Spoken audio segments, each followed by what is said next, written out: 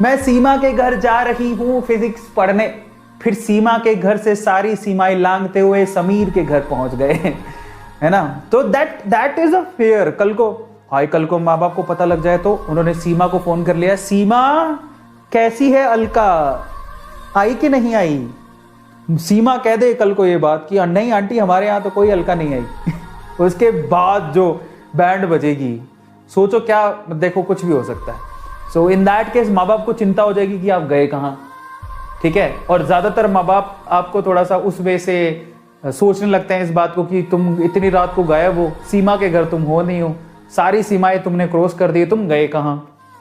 कल को कुछ गलत काम ना कर लो। गलत काम में क्या होता है सबको पता है।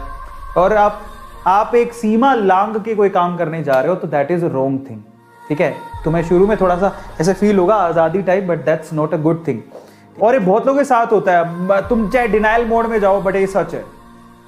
तुम इसको मानो नहीं मानो, मैंने खुद ने अपनी आंखों से देखा है, मैं क्या ही बताऊं। तुम भी अच्छे से जानते हो, तुमने भी किसी ना किसी को ऐसे करते देखा होगा। और फिर उसको तो पता भी नहीं था, कैजुअली लिया जा रहा था सब कुछ।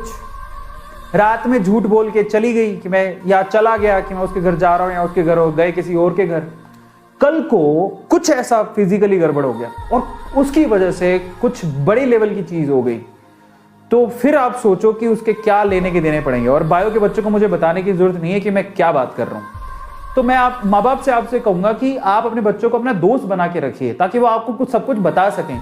और जब वो आपको बताएंगे तो आप उन्हें कह सकते हैं कि देखो ऐसे जवानी के दिन हमने भी देखे हैं, और ऐसे जवानी के दिनों में ऐसे ऐसे हो जाता है।